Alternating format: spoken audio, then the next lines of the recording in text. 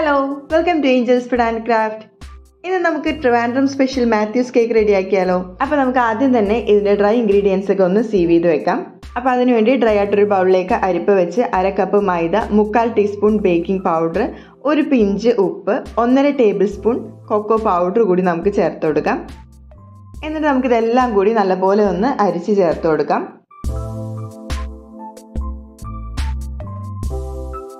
അതിനുശേഷം നമുക്കൊരു സ്പൂൺ കൊണ്ട് ഇതേപോലെ നല്ലപോലെ ഒന്ന് മിക്സ് ചെയ്ത് ചേർത്ത് കൊടുക്കാം. നമുക്ക് ഈ ഡ്രൈ ഇൻഗ്രീഡിയൻസിൻ്റെ ബൗളൊന്ന് മാറ്റി വെക്കാം. മറ്റൊരു ബൗളിലേക്ക് ഒരു മുട്ട പൊട്ടിച്ച് ചേർത്ത് കൊടുക്കാം. അതോടൊപ്പം തന്നെ 1/2 ടീസ്പൂൺ വാനില എസൻസ് കൂടി നമുക്ക് ഇതിലേക്ക് ചേർത്ത് കൊടുക്കാം. കൂടെ തന്നെ 1/2 കപ്പ് പഞ്ചസാര എടുത്ത് അതൊന്ന് പൊടിച്ച് നമുക്കിതിലേക്ക് ചേർത്ത് കൊടുക്കാം. ആദ്യം ഒന്ന് മിക്സ് ചെയ്തതിന് ശേഷം നമുക്ക് നല്ലപോലെ ഇതൊന്ന് ബീറ്റ് ചെയ്തെടുക്കാം.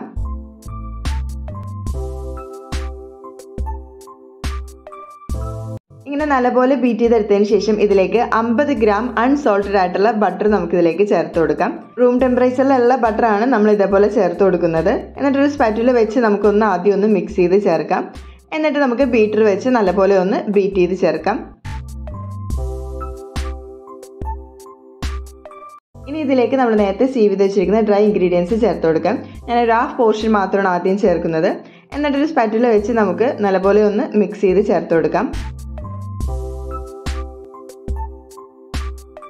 ഇനി നമുക്ക് ബാക്കി പകുതിയായിട്ടുള്ള ഡ്രൈ ഇൻഗ്രീഡിയൻസ് കൂടി ചേർത്ത് കൊടുക്കാം.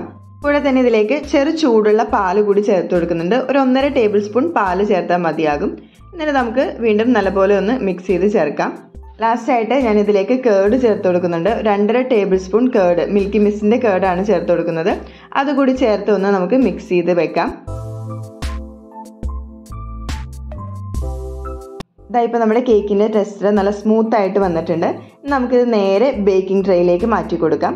അപ്പോൾ നമ്മുടെ ബേക്കിംഗ് ട്രേയിൽ ഓൾറെഡി ബട്ടർ പേപ്പർ വെച്ച് ഓയിൽ ഫുള്ളായിട്ടൊന്ന് ഗ്രീസ് ചെയ്ത് വെച്ചിട്ടുണ്ട്. നമ്മുടെ കേക്കിൻ്റെ ബാറ്റർ ചേർത്ത ശേഷം നല്ലപോലെ സ്പാറ്റുല വെച്ച് ഫുള്ളായിട്ടൊന്ന് ലെവൽ ചെയ്ത് കൊടുക്കാം. എന്നിട്ട് നല്ലപോലെ ഒന്ന് ടാപ്പ് ചെയ്ത് വെക്കാം. ഗ്യാസ് സ്റ്റോപ്പിലാണ് കേക്ക് റെഡിയാക്കുന്നത്. അപ്പോൾ നമ്മുടെ ഓവൻ സെറ്റപ്പ് ഒരു 5 മിനിറ്റ് മീഡിയം ഫ്ലെയിമിൽ പ്രീ ഹീറ്റ് ചെയ്ത് വെച്ചിരുന്നു. ഇതിലേക്ക് നമുക്ക് ഒരു സ്റ്റാൻഡ് വെച്ച് കൊടുക്കാം. കൂടെ തന്നെ നമ്മുടെ കേക്കിൻ്റെ ട്രേ കൂടി ഇതിലേക്കൊന്ന് വെച്ച് കൊടുക്കാം. ഇനി നമുക്കിതൊന്ന് മൂടി വെച്ച് ബേക്ക് ചെയ്തെടുക്കാം. ഏകദേശം 25-30 മിനിറ്റിൽ നമ്മുടെ കേക്ക് ഇവിടെ ബേക്കായി കിട്ടും. ഇതായിപ്പോൾ നമ്മുടെ കേക്കൊക്കെ നല്ല അടിപൊളിയായിട്ട് റെഡിയായി വന്നിട്ടുണ്ട്. ഞാൻ 25 മിനിറ്റിലൊന്ന് ചെക്ക് ചെയ്ത് നോക്കിയായിരുന്നു. അപ്പോൾ കുറച്ചും കൂടി ആവാനുണ്ടായിരുന്നു. ഒരു 5 മിനിറ്റ് എക്സ്ട്രായും കൂടി വെച്ചിട്ടുണ്ടായിരുന്നു. ഇപ്പോൾ നമ്മുടെ കേക്ക് നല്ല അടിപൊളിയായിട്ട് വന്നിട്ടുണ്ട്. നമുക്ക് ഇതിൽ നിന്ന് എടുത്തൊന്ന് ചൂടാറാനായിട്ട് വെക്കാം. അപ്പോൾ ഈ സ്പെഷ്യൽ കേക്കിന് ബട്ടർ ഫ്രോസ്റ്റിംഗ് ആണ് ചെയ്യുന്നത്. അപ്പോൾ അതിനുവേണ്ടി 50 ഗ്രാം അൺസോൾട്ടഡ് ആയിട്ടുള്ള ബട്ടർ ഒരു ബൗളിലേക്ക് എടുക്കാം. ഫ്രിഡ്ജിൽ നിന്ന് എടുത്തിട്ട് ജസ്റ്റ് ഒന്ന് തണുപ്പ് മാറിയ ബട്ടറാണ് നമ്മൾ എടുക്കുന്നത്. ഇത് ആദ്യം ഒന്ന് നമുക്ക് ഇതേപോലെ ഒന്ന് മിക്സ് ചെയ്യാം. എന്നിട്ട് നമുക്കിതൊന്ന് ബീറ്റ് ചെയ്തെടുക്കാം. നമ്മൾ 50 ഗ്രാം ബട്ടറാണ് യൂസ് ചെയ്തിരിക്കുന്നത്. അതുകൊണ്ട് തന്നെ കുറച്ചൊരു ബുദ്ധിമുട്ടുണ്ടാകും ഇതൊന്ന് ബീറ്റ് ചെയ്തെടുക്കാനായിട്ട്. നല്ലപോലെ ഒന്ന് ബീറ്റ് ചെയ്തതിന് ശേഷം ഇതിലേക്ക് 1/3 കപ്പ് ഐസിങ് ഷുഗർ നമുക്ക് ചേർത്ത് കൊടുക്കാം. ഇതിൽ ചെറിയ ചെറിയ കട്ടകൾ ഉള്ളത് കൊണ്ട് തന്നെ ഞാൻ ജസ്റ്റ് ഒന്ന് സ്പാറ്റുല വെച്ചൊന്ന് മിക്സ് ചെയ്തതിന് ശേഷമാണ് ബീറ്റ് ചെയ്തെടുക്കുന്നത്. ഇതേപോലെ ഞാൻ 2 പാർട്ടായിട്ടാണ് ഐസിങ് ഷുഗർ ചേർത്ത് മിക്സ് ചെയ്തെടുക്കുന്നത്. ഈ ഒരു കേക്കിന് നമുക്ക് ഈ ഒരു അളവിൽ ഐസിങ് ഷുഗറും ബട്ടറും എടുത്താൽ മതിയാകും. ഇതായിപ്പോൾ നമ്മുടെ ഐസിങ് ഷുഗറും ബട്ടറും ഒക്കെ നല്ലപോലെ മിക്സായി വന്നിട്ടുണ്ട്. നമുക്കിതിലേക്ക് ഒരു നുള്ളു ഉപ്പ് ചേർത്ത് കൊടുക്കാം. കൂടെ തന്നെ 1/4 ടീസ്പൂൺ വാനില എസൻസ് കൂടി ചേർത്ത് കൊടുക്കാം.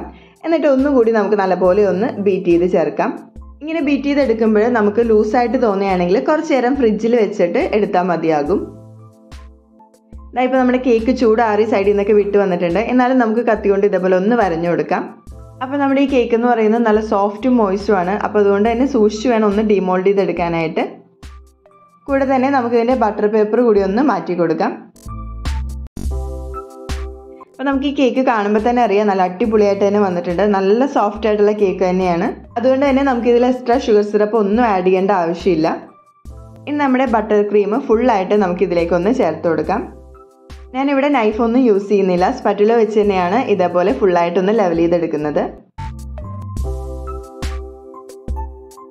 അപ്പോൾ നമ്മുടെ നല്ല യമ്മി ആയിട്ടുള്ള മാത്യൂസ് കേക്ക് ഇവിടെ റെഡി ആയിട്ടുണ്ട്. നല്ല അടിപൊളി ടേസ്റ്റാണ്. ഞാൻ കഴിച്ച കേക്കുകളിൽ നിന്ന് എനിക്ക് ഭയങ്കര വ്യത്യസ്തമായിട്ട് നല്ല അടിപൊളിയായിട്ട് തോന്നിയൊരു കേക്ക് തന്നെയാണ്. നമ്മുടെ ഈ ബട്ടർ ക്രീം കുറച്ചൊന്ന് ലൂസായിട്ടാണ് ഇപ്പോൾ ഇരിക്കുന്നത്. വേണമെങ്കിൽ നമുക്ക് ഫ്രിഡ്ജിൽ വെച്ച് നല്ലപോലെ സെറ്റ് ചെയ്തിട്ടും എടുക്കാവുന്നതാണ്. അങ്ങനെ ഫ്രിഡ്ജിൽ വെച്ചൊന്ന് സെറ്റ് ചെയ്തെടുക്കുമ്പോഴും നല്ല അടിപൊളി ടേസ്റ്റ് തന്നെയാണ്. ഈ കേക്ക് കട്ട് ചെയ്യുമ്പോൾ തന്നെ കാണാം നല്ല സോഫ്റ്റ് ആയിട്ടുള്ള കേക്ക് തന്നെയാണെന്ന്. ക്രീം കേക്കിന് ആവശ്യമായ വിപ്പിംഗ് ക്രീമും ഓവനൊന്നും ഇല്ലാതെ തന്നെ നമുക്ക് നല്ല അടിപൊളിയായിട്ട് തന്നെ ഈ കേക്ക് റെഡിയാക്കി എടുക്കാനായിട്ട് സാധിക്കും. അപ്പോൾ ഈ യമ്മി ആയിട്ടുള്ള കേക്ക് ഇഷ്ടമായെങ്കിൽ എല്ലാവരും തന്നെ തീർച്ചയായും ട്രൈ ചെയ്യുക. അടുത്ത റെസിപ്പി ആയിട്ട് കാണുന്നവരേക്കും ബൈ. Thanks for watching.